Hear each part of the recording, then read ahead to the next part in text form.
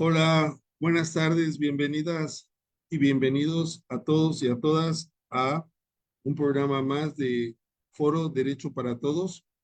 Hoy tenemos un invitado muy especial, muy conocedor sobre todo de la protección de los derechos humanos, que en última instancia podríamos decir que independientemente de hacer una labor en un órgano cuasi jurisdiccional o en un juicio de amparo, persiguen los mismos objetivos, que es promover y proteger los derechos humanos.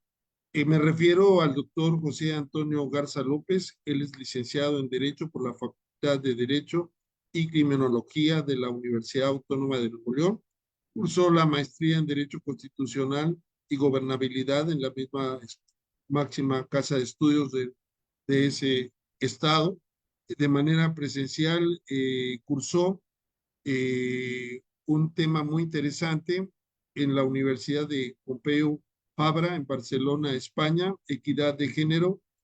Otros cargos en los que se ha desempeñado es como secretario en primera y segunda instancia del Tribunal Superior de Justicia del Estado de Nuevo León, director general de titulación y documentación en el Registro Agrario Nacional, director de área y director general adjunto de la Consejería Jurídica de la Presidencia de la República, secretario técnico de ponencia de consejero en el Consejo de la Judicatura Federal, secretario auxiliar de acuerdos de la Suprema Corte de Justicia de la Nación, adscrito a la Comisión Sustanciadora Única del Poder Judicial de la Federación, secretario auxiliar adscrito a la Presidencia del Tribunal Superior de Justicia del Estado de Nuevo León, secretario de Estudio y Cuenta de la Sala Regional de Monterrey del Tribunal Electoral del Poder Judicial de la Federación, enlace de la Presidencia, director de la Unidad de Asuntos Jurídicos y actualmente es el segundo visitador general en la Comisión Estatal de Derechos Humanos de Nuevo León. Además, es profesor de la máxima casa de estudios de la Universidad, de la Facultad de Derecho de la Universidad Autónoma, en la Facultad de Derecho y Criminología, donde ha impartido en las licenciaturas las materias de técnica judicial, derecho romano, control constitucional y tópicos selectos de sociología del derecho, y en la maestría en la materia de derechos civiles y políticos, ambos en esta universidad prestigiada de la Universidad Autónoma de Nuevo León. Doctor, amigo, colega, es un honor volverlo a ver en una encomienda nueva y sobre todo para disertar un tema interesante sobre la experiencia como visitador general en un órgano tan importante como la Comisión Estatal de Derechos Humanos en Nuevo León. ¿Cómo está? Bienvenido. Muchas gracias, doctor. En primer lugar, pues agradecerle al doctor Alfonso Jaime Martínez Lascano la amable invitación de estar el día de hoy con ustedes. Y bueno, pues comentarles lo que ha sido mi experiencia de más de 4 años como visitador general en la Comisión Estatal de Derechos Humanos de Nuevo León, que tiene muchas aristas, ¿no? Muy complejas. Eh, no sé si quiera que empecemos ya de una vez en el tema o va a ser por preguntas. Pues vamos a preguntarle algunas cuestiones para que lo podamos ir analizando poco a poco. ¿Ok? Una de ellas sería, vamos a suponer que existe una posible víctima. ¿Qué cobijo tendría en una comisión estatal de derechos humanos? ¿Y qué sería lo primero que tendría que hacer para empezar ese trámite de queja o denuncia? ¿Y qué haría la comisión y un visitador al respecto, por favor? Sí, mire, una de las cosas importantes es que las visitadurías generales, digamos, somos el rostro como, pues, no tan bonito de una Comisión de Derechos Humanos, porque pues nos toca precisamente darle un seguimiento a la actuación de las autoridades, a diferencia de un instituto de derechos humanos, que digamos que es la parte bonita, ¿no? Pero cuando sucede una posible violación a los derechos humanos, esta se puede iniciar de oficio o a petición de parte. Entonces son dos situaciones. Las de oficio nosotros generalmente las tomamos de las notas periodísticas o de redes sociales que vayan a implicar esa vulneración de derechos humanos. Entonces se inicia, se imprime esa nota y se, se registra en la Dirección de Orientación y Recepción de Quejas. Ahí con su Ahora, experiencia, ¿qué porcentaje entonces en su experiencia ha tocado la actuación de oficio de la comisión y a petición de parte? ¿Cuál serían los porcentajes aproximadamente? yo creo que sería más o menos que un 40% de oficio y un 60% de a petición de parte. Bien. Aquí el tema sobre todo es que se ha dinamitado con ciertos temas, por ejemplo, la desaparición de personas, por un lado, y sobre todo uno de los temas son también el tipo de, de agresiones que puede sufrir una persona, sobre todo tratándose de probables detenciones ilegales y arbitrarias. Creo que son los temas que por ahí pudieran incidir. Entonces la comisión se entera a través de una denuncia o inicia y qué es lo primero que hace y si puede dictar medidas cautelares o provisionales. Sí, mire, bueno, eso es, por un lado está la parte de oficio que decíamos que es a través de notas, etcétera. Y luego también está a petición de parte. Aquí en este caso se puede presentar de dos formas, bueno, más bien de tres formas. Una tiene que ver con que la persona acuda a la comisión y entonces se levanta un acta pues, de la narrativa de hechos. No tiene que ser donde no necesariamente tiene que especificar derechos ni artículos, porque obviamente la mayor parte de las personas que acuden sin abogado. Esa es una forma. Otra forma es que la puedan presentar por escrito y hay una tercera forma que puede presentarse vía correo electrónico, pero cuando se trata de correo electrónico se les pide que ratifiquen esa petición. Entonces serían, digamos, las tres formas en que se presenta la queja. Ahora bien, antes de pasar al tema de las medidas cautelares, sí me gustaría comentar que por lo regular, de acuerdo a nuestra normativa, concretamente el artículo 25 de la ley de la Comisión Estatal de Derechos Humanos, ahí se prevé que quien puede presentar la denuncia es aquella persona que presuntamente se le vulneraron sus derechos, con excepción de las personas privadas de la libertad, porque pues obviamente no pueden acudir, y tratándose también de niñas, niños y adolescentes. Muy Serían, bien. ¿Y cuál es se presenta la queja o se inicia de oficio o se recibe el correo y se ratifica? ¿Y qué hace la comisión? bueno, ahí dependiendo del caso se pueden emitir, primero en la Dirección de Orientación y Recepción de Quejas se pueden emitir medidas precautorias este, para salvaguardar los derechos, para que la autoridad haga o deje de hacer algo. Por ejemplo, cuando se prevé que pueda correr peligro la integridad, se le solicita, por ejemplo, a la Fiscalía que emita de inmediato medidas de protección. Cuando pasa a visitaduría, sin que la Dirección de Orientación y Recepción de Quejas emita medidas precautorias, nosotros emitimos medidas cautelares. Puede ser al inicio, es decir, cuando se emite el acuerdo de inicio de calificación, o puede ser durante el procedimiento, dependiendo, porque muchas veces sí nos ha pasado de que se inicia, digamos, una queja y sobre la marcha, durante el trámite, se advierte que sí puede correr peligro la persona. Bueno, y otra vez a ojo de buen cubero, ¿qué porcentaje de medidas cautelares o medidas pulsionales emite la comisión, por ejemplo, en un mes, en un año, no sé? Yo creo que como alrededor, no son tantas, como alrededor del 30% más o menos. Y la autoridad que se le pide que haga o deje de hacer algo, ¿qué tan empática es o responsable en cumplimiento de esas medidas provisionales y cautelares?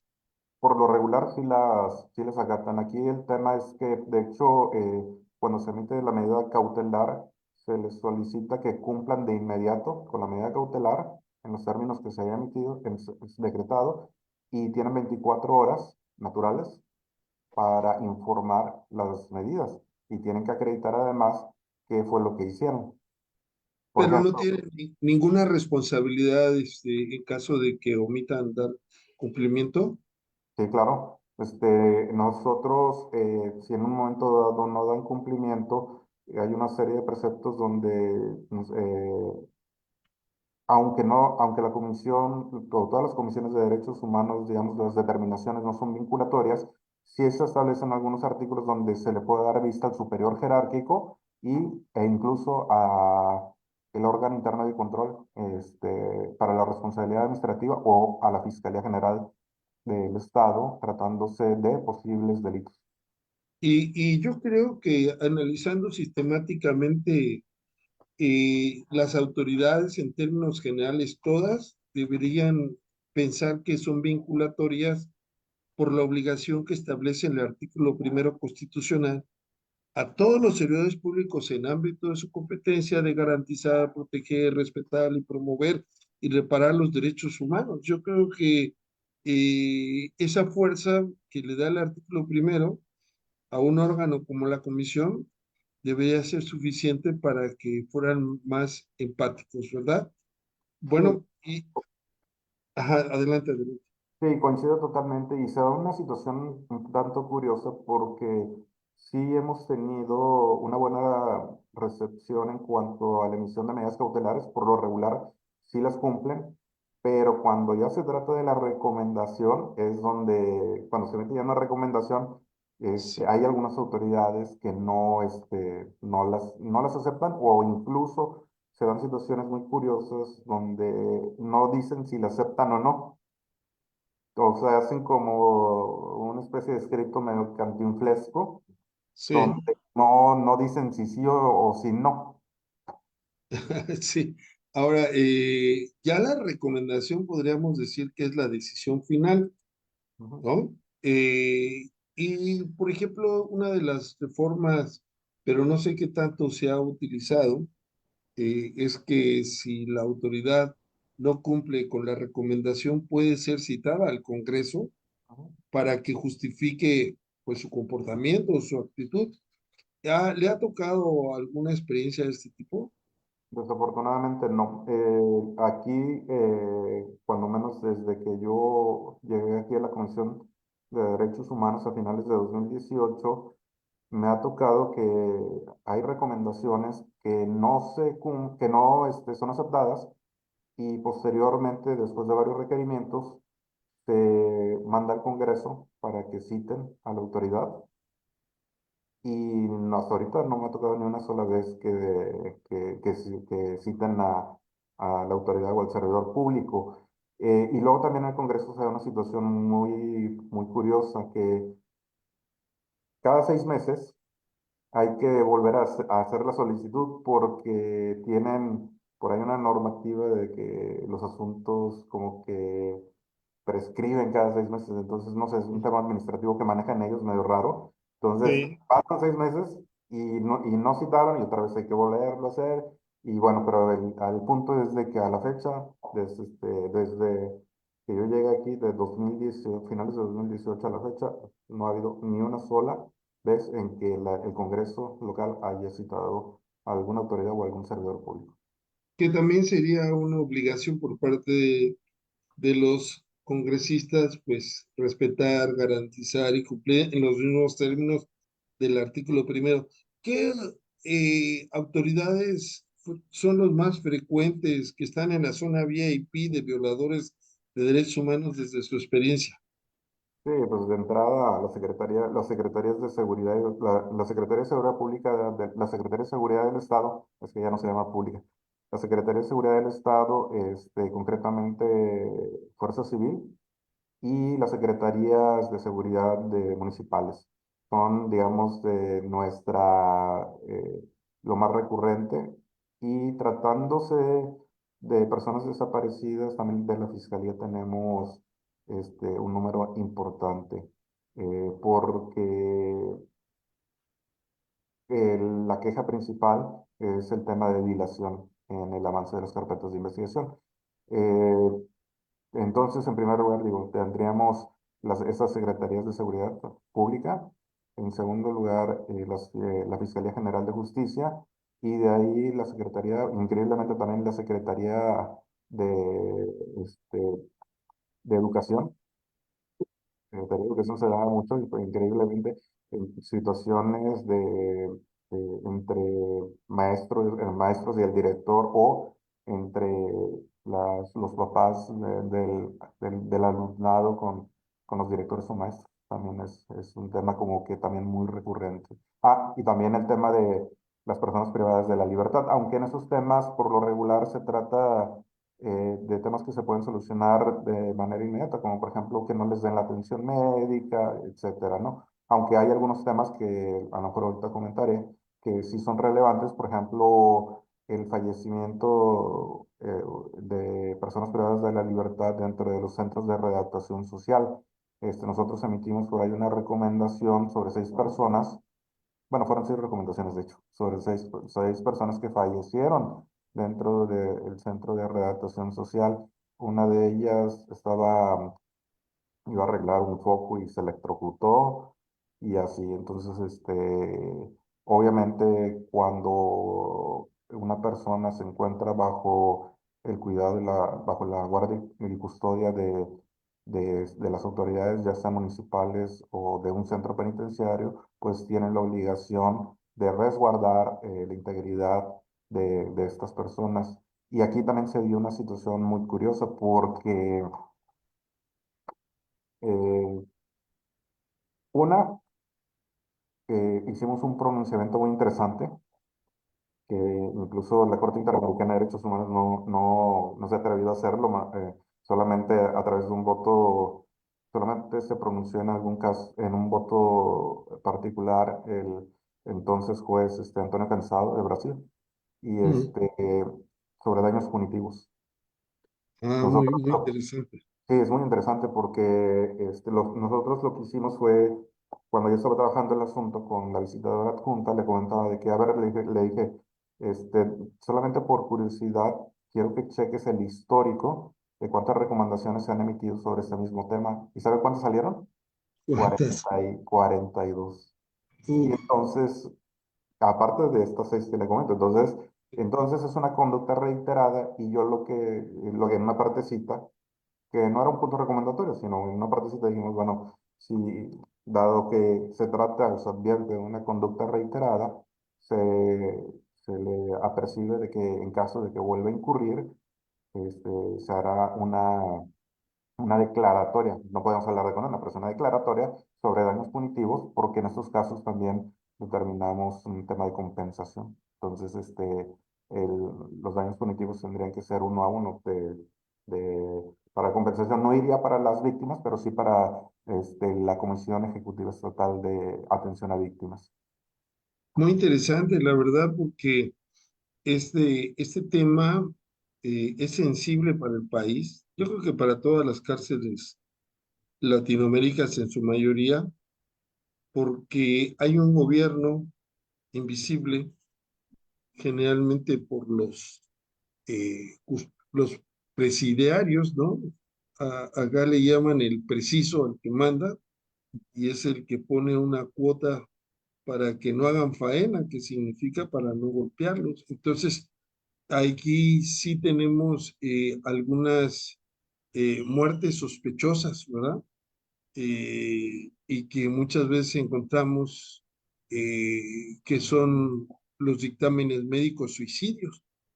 Y entonces, en alguna ocasión a mí me tocó un caso que la verdad eh, me llegué a la magnitud de ver cómo se involucra no solamente las personas que están privadas de su libertad, inclusive el médico, ¿no?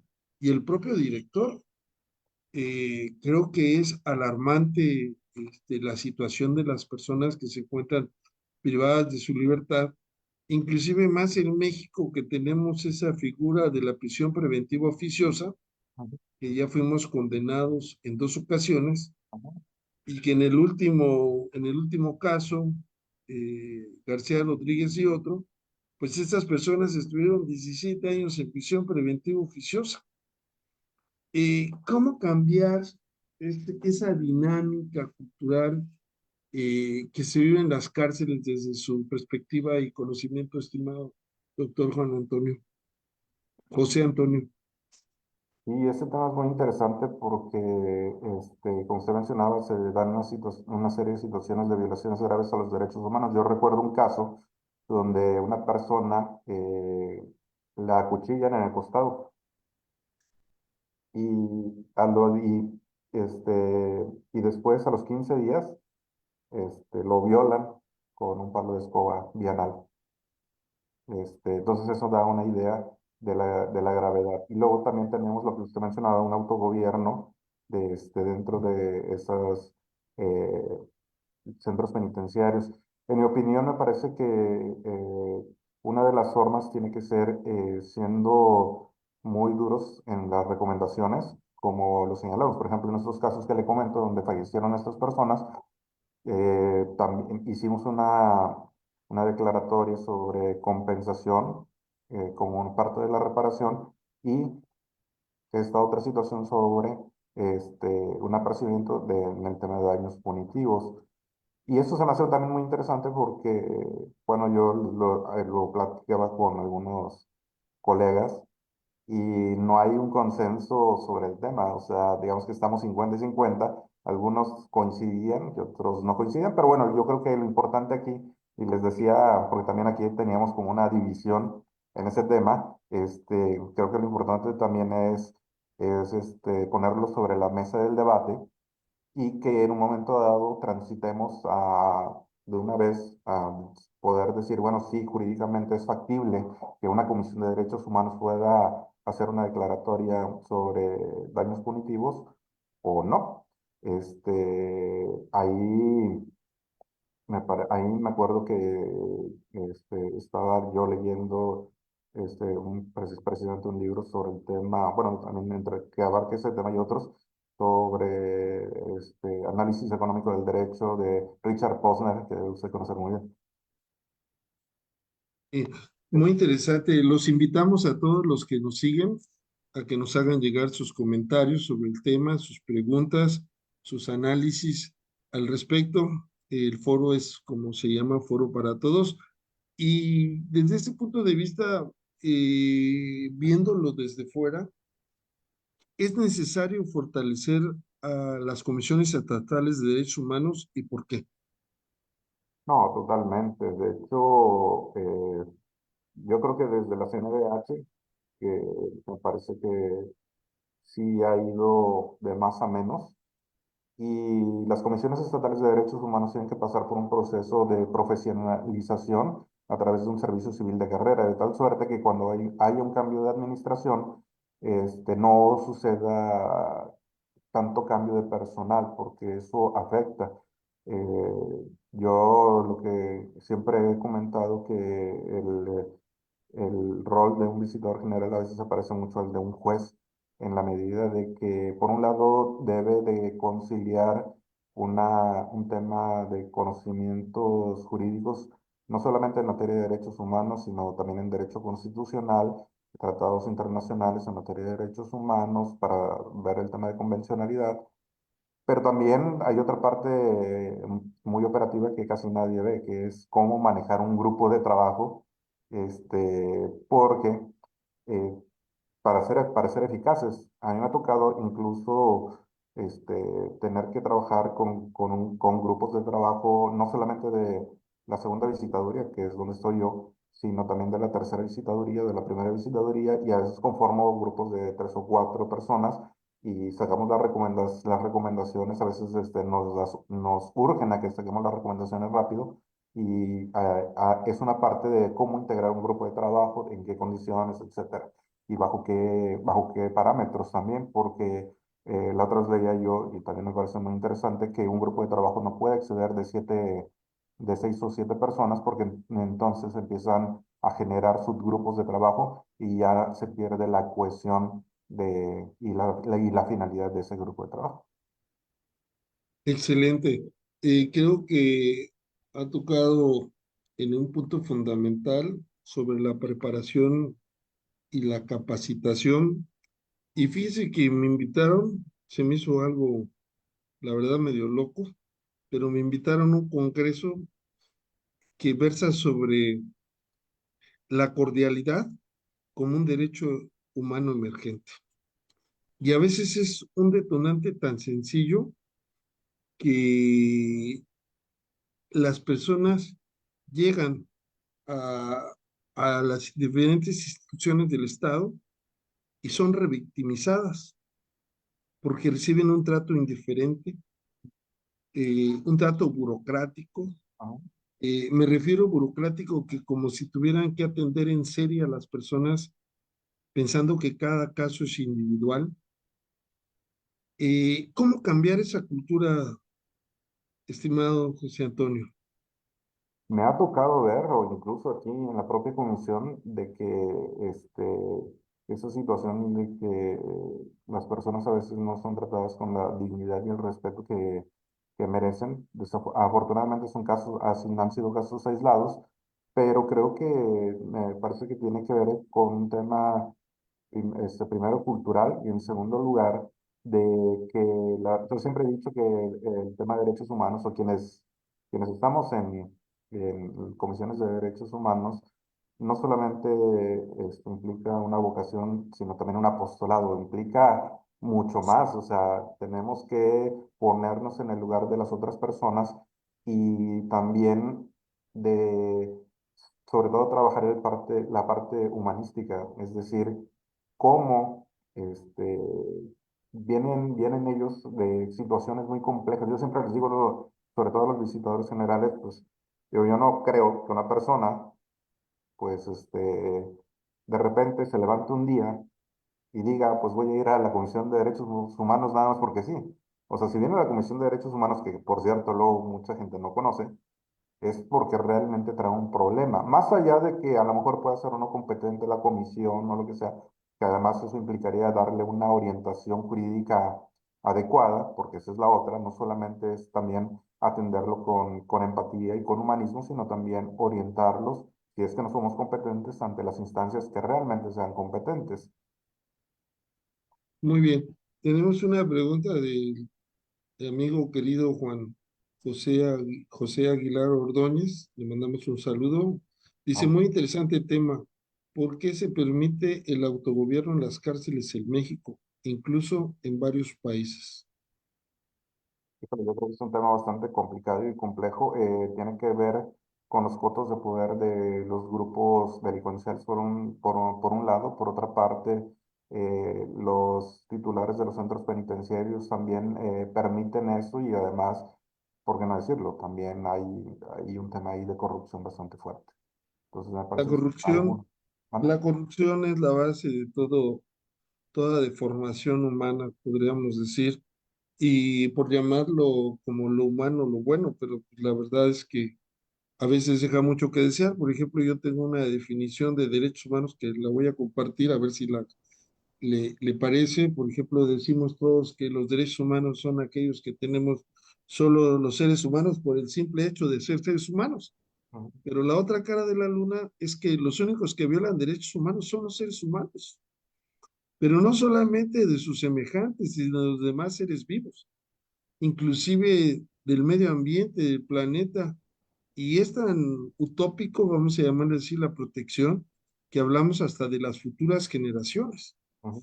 Entonces, yo creo que sí tenemos que hacer un análisis completo y necesitamos, como decía Robert de Working, derechos en serio, ¿no? Que no nomás estén ahí, que se firmen convenios, tratados, sino que llegue a las personas esa protección, ese desarrollo, ¿no?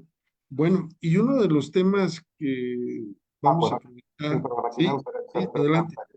Uno tiene que ver que me parece que las comisiones de derechos humanos, en general la nacional y las estatales, hemos quedado de ver en un mayor desarrollo de los derechos sociales. Eso por un lado. Por otra parte, también me parece que a veces las comisiones de derechos humanos no tenemos claro algunos temas que tienen que ver con una concepción de constitución y constitucionalidad. Por ejemplo, Peter Aberle habla sobre la constitución como desde un aspecto cultural. Entonces, y también hay diferentes ópticas de cómo ver la Constitución. Como usted mencionaba, una Constitución sustantivista o, o un derecho constitucional sustantivista, como lo maneja Ronald Working en ese libro que usted menciona, Los derechos en serio, o un derecho constitucional instrumentalista, como lo maneja Jeremy Waldron en su libro El gobierno de los jueces, contra el gobierno de los jueces, o un constitucionalismo de carácter dialógico, como lo maneja, por ejemplo, Carlos Santiago Nino, Muy fallecido, bien. por cierto, prematuramente y alumno de Harvard. Tenemos una pregunta de Michel Ramos, muy amable, Michel, te mandamos un saludo. Y dice, ¿podría contarnos su experiencia con la recomendación más complicada que le haya tocado realizar por violaciones graves a derechos humanos? Gracias, Michel Ramos, un saludo cordial. ¿Nos podría contestar, por favor? Claro, yo creo que la más complicada es una, una recomendación donde un chico eh, falleció en un centro del DIF. Aquí el tema era que este chico en su acta de nacimiento nada más aparece registrado por la mamá y después la mamá los abandona, bueno, porque eran dos hermanos, este chico y su hermana. Entonces, por ahí los cuidaba una vecina, o sea, como podía, y después denunciaron eso y bueno, se fue al DIF. Ahí estuvo aproximadamente como 11 años. Después de eso, hay un suceso donde él y otros chicos eh, se protestan por el trato que les daban. Y entonces lo mandan a otro centro que es para niñas, niños y adolescentes en situación de migración. Y ahí un enfermero eh, lo trata de someter, o más bien lo somete, y le encaja perdón, la rodilla en el pecho de tal suerte que le provoca algunas lastimaduras internas. Y ahorita digo, porque no tenemos la certeza. Entonces pasa eso y el chico se va a su cuarto y se empieza a sentir mal. Y algunos de los chicos en situación de migración que eran hondureños, pues le comentan al enfermero de que, oye, pues esta persona se sigue sintiendo mal y ya le dice, bueno, ya te voy a dar un ibuprofeno y ya no te voy a dar nada más. Bueno, así está, así permanece convaleciendo como aproximadamente 10 o 12 horas, porque esto pasa más o menos como a las 11 de la mañana. Y para las 12 y media de la noche empieza una crisis que termina con el fallecimiento de este niño. De hecho, llaman a unos paramédicos se llama emergencias médicas, y para cuando llegan, pues ya había fallecido. Y luego se trata de ocultar este incidente por parte del DIF local, e incluso también tenemos conocimiento de que a las personas que trabajan ahí, pues se les amenazó para que no hablaran del tema. La, la velación, trajeron a la hermana, solamente duró 2 horas. Trajeron a un médico externo y certificó que, este, que ese niño había fallecido por causas naturales. Cuando el niño no, sí tenía algunos padecimientos como un ligero retraso cognitivo y otras cuestiones, pero nada, ninguna situación que pusiera en peligro su vida. Entonces, y después de eso lo creman. Entonces, desafortunadamente, pues ya no. no se puede hacer una exhumación para poder determinar con toda certeza la causa de la muerte. No obstante eso, bueno, de todos esos indicios, pudimos concluir que efectivamente hubo una grave violación a los derechos humanos. De hecho, el análisis fue bastante largo, 313 páginas aproximadamente de análisis y aproximadamente fueron 30 puntos recomendatorios. Bien, Y a la fecha no ha sido, esta es una que no ha sido aceptada la recomendación. cosas tan graves, ¿verdad? Y que Graves y tristes no porque, respondan. sí, graves y tristes porque incluso cuando nosotros veíamos las declaraciones de los chicos, te da mucha tristeza, se te hace un nudo en la garganta el estar leyendo ese tipo de cuestiones de cómo vivía, cómo se sentía, porque aparte son chicos y chicas que primero tienen un sentimiento de abandono, porque pues sin conocer al papá, la mamá los abandona, y luego sus cuidadores dentro del DIF, pues obviamente van cambiando, a veces cambian constantemente. Incluso este chico le llamaba sus cuidadores mami o papi, así se refería respecto de ellos. Entonces, es un caso bastante triste. Ahora yo me pregunto también, pues cuánto tiempo tiene que estar un niño en el DIF, sin que sea reubicado en una familia de acogimiento o sea adoptado, pues, y este niño estuvo aproximadamente 11 años ahí. Entonces, Qué difícil, de veras. Gracias. Chelsea Gómez nos hace una pregunta, le mandamos un saludo, muchas gracias por participar. ¿Sobre qué temas principalmente considera que se debería brindar capacitación a los elementos de las secretarías públicas del Estado? yo creo que tiene que ver con detenciones ilegales y arbitrarias, y también hubo una situación donde se les estaba dando un curso y ellos increíblemente consideran de que una detención solamente se materializa cuando ingresan a la persona a la celda. No entienden que desde el momento que ya no les dejan circular, ya se está configurando una probable detención ilegal y arbitraria. Eso por un lado. Por otra parte, también me parece que en el tema de tortura también tenemos mucho camino que recorrer porque desafortunadamente, todavía se siguen las prácticas, por ejemplo, de asfixia seca, etcétera. Entonces, creo que son dos aspectos medulares en donde se tiene que hacer mayor énfasis. Muy bien, muy interesante. Eh, Vamos a hablar ahora de un tema que está en construcción, que es la elección a los futuros jueces, magistrados y ministros de la Suprema Corte de Justicia. Quiero decirle que hemos tenido la participación de varios colegas que están contendiendo para cargos, podemos llamarles de elección popular. Mucho se ha mencionado por los que están en contra de este sistema, la falta de preparación, ¿no? Y nosotros desde TVLex, pues hemos invitado a algunos aspirantes, como ahora es el caso suyo. ¿Qué les diría a usted como parte que está viviendo la contienda?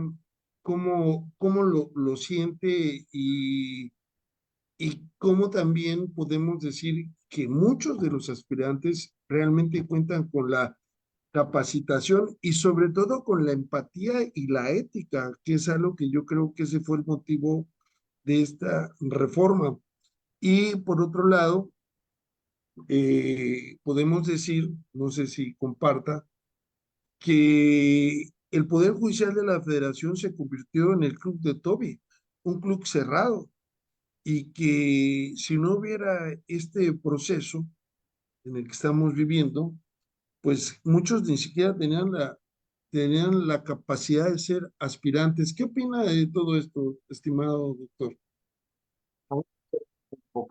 Bueno, me gustaría abordar el tema en dos ámbitos. Uno tiene que ver con las críticas muchas veces fundadas del Poder Judicial de la Federación y la segunda tiene que ver cuál es mi opinión sobre la reforma constitucional, por un lado, y el proceso para la elección de las personas juzgadoras federales. Bueno, yo, bueno, ya como usted lo mencionó, pues sí conozco el Poder Judicial, fui secretario en primera y segunda instancia en el Tribunal Superior de Justicia de Nuevo León, estuve como secretario técnico de ponencia de consejero en el Consejo de la Judicatura Federal, también como secretario auxiliar de la presidencia, otra vez en el Tribunal Superior de Justicia de Nuevo León y como secretario de Estudio y Cuenta en la sala regional del Tribunal Electoral del Poder Judicial de Nuevo León aquí en Monterrey, en la sala regional de Monterrey. Entonces, a mí hay unas críticas que me parece que sí se encuentran fundadas. Una tiene que ver con que el Poder Judicial se volvió muy endogámico. Esto significa que solamente quienes pertenecían al Poder Judicial podían participar o podían eh, acceder a esos cargos. Entonces, por ejemplo, si usted ve las convocatorias, eran únicamente para el personal del Poder Judicial de la Federación. Esto significa que si, por ejemplo, usted como litigante no podía participar en esas convocatorias, por un lado. Y luego pasaba algo bien curioso. Por ejemplo, a mí me tocaba ver que eh, a veces concursaban para puestos de distrito, magistrados de circuito, los secretarios de estudio y cuenta de la Corte y también secretarios de estudio y cuenta de los tribunales colegiados. Y paradójicamente, quienes más quedaban o quienes tenían el puntaje más alto eran los secretarios de estudio y cuenta de los tribunales colegiados. Y esto se debe a que principalmente los secretarios de estudio y cuenta de la Corte pues, se dedican más a temas de constitucionalidad o inconvencionalidad. Pero bueno, independientemente de eso, lo que hizo la Corte fue sacar una convocatoria únicamente para secretarios de estudio y cuenta de la Corte. Entonces eso da una idea. Ahora, tenemos otra cuestión que yo creo que es muy conocida, el tema de los nombramientos cruzados. Y aquí voy a hacer una referencia, por ejemplo, yo sí supe, tengo conocimiento de causa, de que una ministra mandó a su hija como secretario de cuenta de un ministro y a su vez ese ministro mandó a su hijo como secretario de cuenta de la ministra. Es lo que le llaman nombramientos cruzados. Y eso mismo se replicaba con los magistrados de los tribunales colegiados y también Mm, con los juzgados de distrito. De tal suerte que por eso decía yo que se volvía muy endogámico, pues muchas de las críticas también resultaban fundadas. Cuando también me tocó conocer de un magistrado que se estaba solicitando, no sé si se acuerda usted que hubo una época donde había vehículos, los famosos Homer. Bueno, pues este magistrado solicitó que el techo del estacionamiento se hiciera más alto porque su Homer pues no podía pasar por ahí. Entonces, pues eso en un país donde tenemos más de 50 millones de pobres o en situación de pobreza, pues me parece bastante banal. Por un lado, también hay otra cuestión que también que me tocó saber, que es que hace como 15 años están construyendo un Palacio de Justicia en un estado y lo habían presupuestado más o menos en 600 millones de pesos. Terminó costando 1.200 millones de pesos y además sin terminar todos los cables ahí por fuera. Ahora, ¿cómo es posible que suba de esta forma el presupuesto para la construcción de un Palacio de Justicia cuando tienes una comisión de administración que, en teoría, pues debe de analizar todo este tipo de cuestiones? Porque el Consejo de la Judicatura Federal funciona en pleno y en comisiones. Hay una comisión de disciplina que precisamente tramitaba las quejas de carácter administrativo para sancionar a los jueces en caso de que así fuera, y también eh, una comisión de administración, que es la que precisamente ve esto. También me acuerdo de un tema donde un juez de distrito, porque a mí me tocó ese proyecto, realizarlo, un juez de distrito dicta la resolución de amparo, pero toda la resolución de amparo es para sobreseer, y luego hay una parte, como que se le fue el párrafo, donde pareciera que sí concede el amparo. Entonces, la parte, que era una chica que trabajaba en la entonces Secretaría de Seguridad Federal, pues solicita que se ejecute. Y entonces se empiezan a hacer los requerimientos y el requerimiento incluso llega hasta el presidente de la República. Y bueno, al final del día, pues este juez eh, se le sancionó con una suspensión sin goce de sueldo. No me acuerdo si 6 o un año, 6 meses o un año. Pero bueno, son de las situaciones que uno ve que hay mucha deficiencia, muchas críticas que tiene muy bien ganadas el Poder Judicial, no solamente el federal, sino también los locales, porque también esa situación también se replica en los tribunales locales. Sí, y la verdad es que qué responsabilidad tienen los jueces, porque, por ejemplo, cuando fallan en cualquier sentido, se escudan en la autonomía judicial. Y yo creo que había que analizarse la autonomía judicial porque tiene un marco o una matriz de desarrollo que ahora está construida por los derechos humanos. Por eso creemos que usted es una persona idónea para proteger jurídicamente los derechos humanos.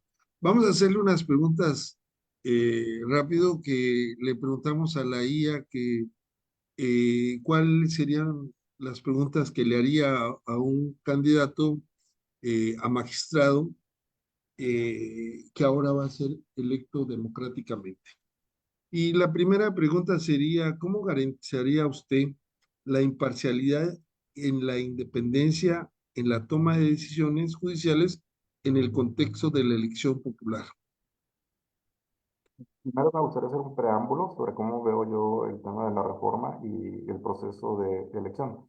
Me parece que la reforma fue muy rápida, demasiado rápida para la importancia que tiene el modificar todo un sistema de justicia, porque además no solamente se trata de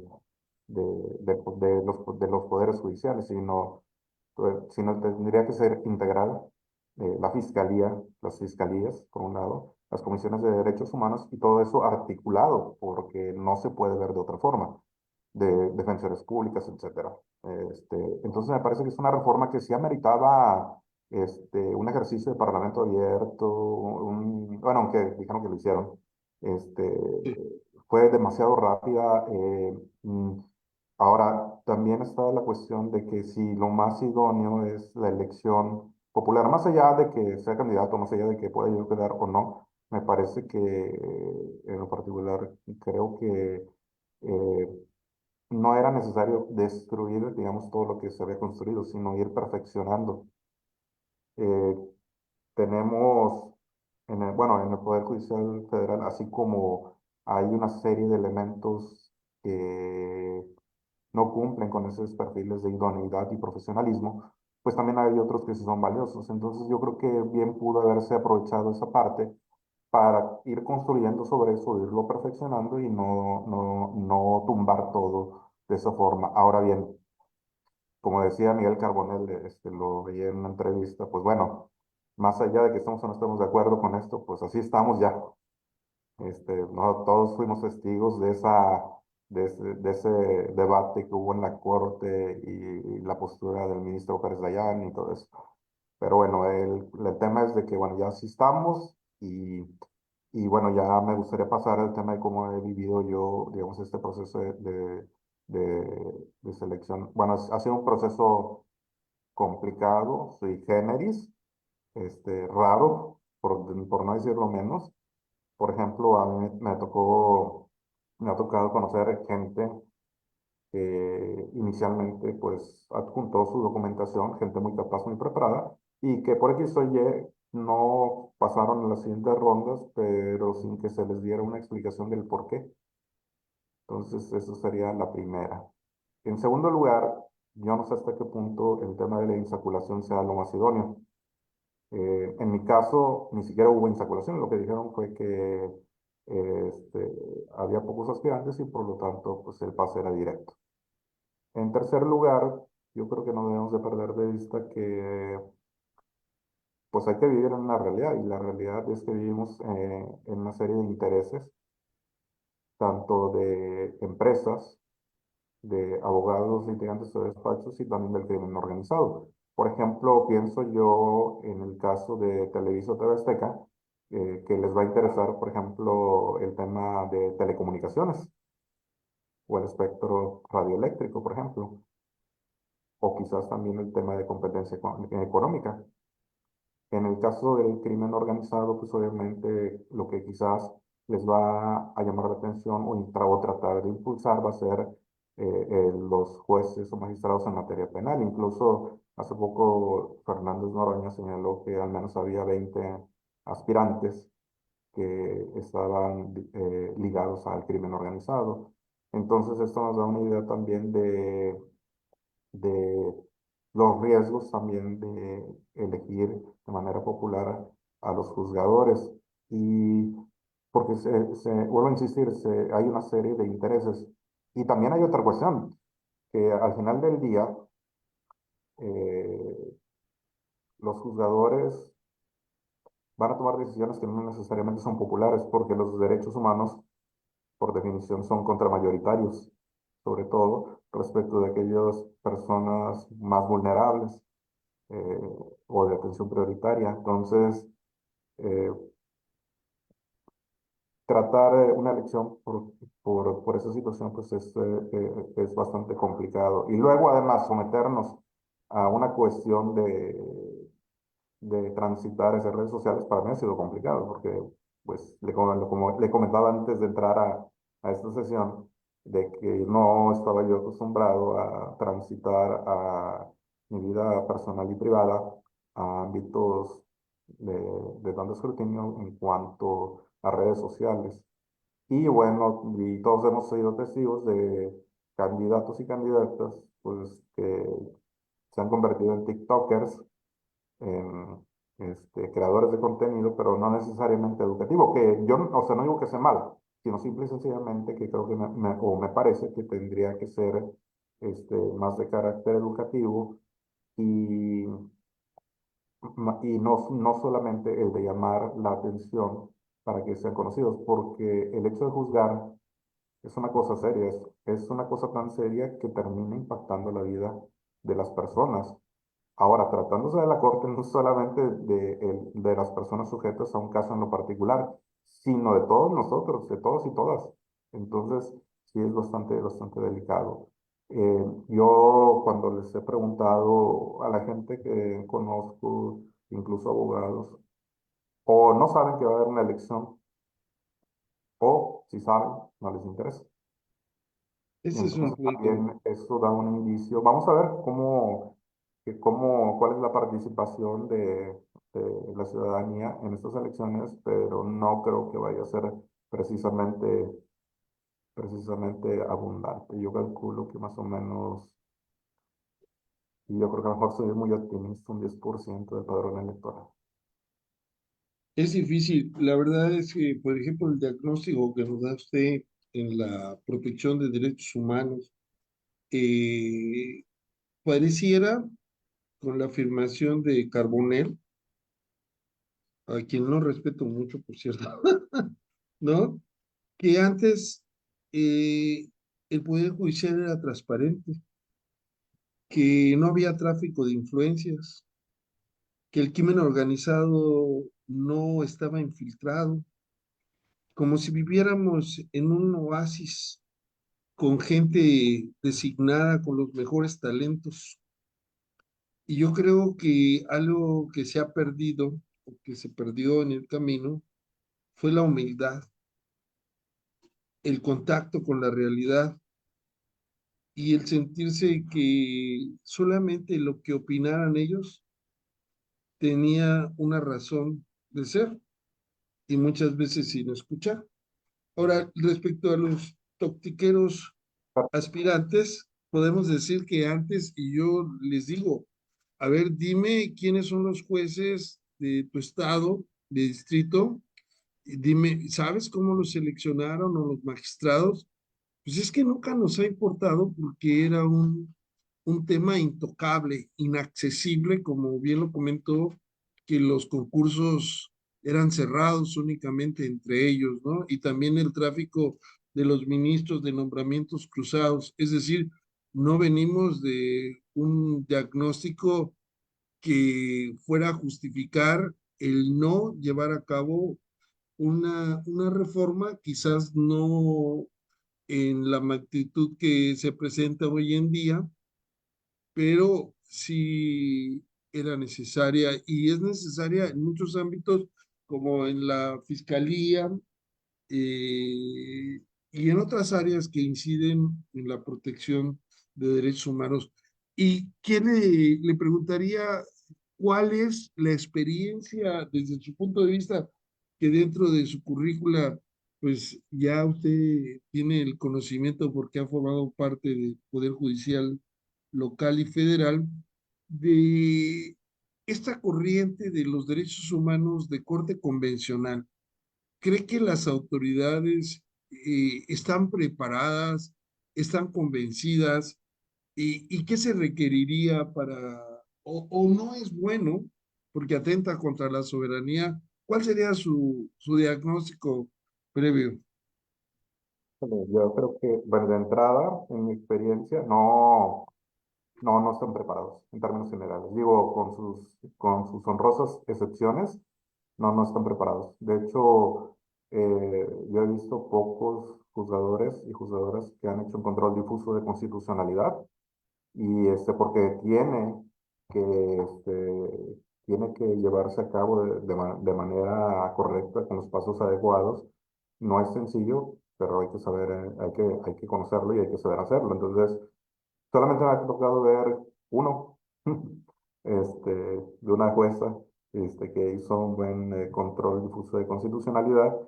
Y por supuesto que yo estoy a favor de que sí México sí acate las resoluciones de la Corte Interamericana de Derechos Humanos, porque fija parámetros más altos por un lado, pero además ha firmado esos tratados internacionales ratificados por el Estado mexicano, precisamente donde me parece que no hay una violación a la soberanía, sino más bien se está precisamente elevando el rango de protección a los derechos humanos. Perfecto. Bueno, ya vamos a concluir. La verdad se nos ha ido el tiempo muy rápido. Ha sido lo felicito en lo personal. Ha sido un diálogo muy interesante. Queremos, antes de que nos dé su conclusión de todo lo que hemos platicado, entregarle virtualmente un reconocimiento a nombre del Colegio Nacional de Profesores de Derecho Procesal, doctor Cipriano Gómez Lara, del Colegio de Abogados Procesalistas Latinoamericanos, y reconocerle su valía y su experiencia y deseándole. Aquí vemos que el reconocimiento que también la revista Primera Instancia otorga por su destacada participación en el foro Derecho para Todos con el tema Experiencias de un visitador general en una comisión estatal de derechos humanos. Su contribución fue fundamental para el éxito y enriquecimiento de este foro, demostrando un compromiso ejemplar con la excelencia y avance en el conocimiento en materia constitucional y agregaría yo en materia de derechos humanos. ¿Cuál sería la conclusión de esta exposición entre un visitador y un aspirante a magistrado? Ah, es una pregunta muy interesante. A mí, por ejemplo, en lo particular, me gusta mucho la Comisión de Derechos Humanos porque me da la oportunidad de conocer o transitar de un tema a otro. Por ejemplo, un día me toca ver el tema de detenciones ilegales y arbitrarias, otro día derecho a la educación, otro día derecho a medio ambiente, otro día sistema penitenciario, etcétera. Entonces, a mí se me hace muy interesante.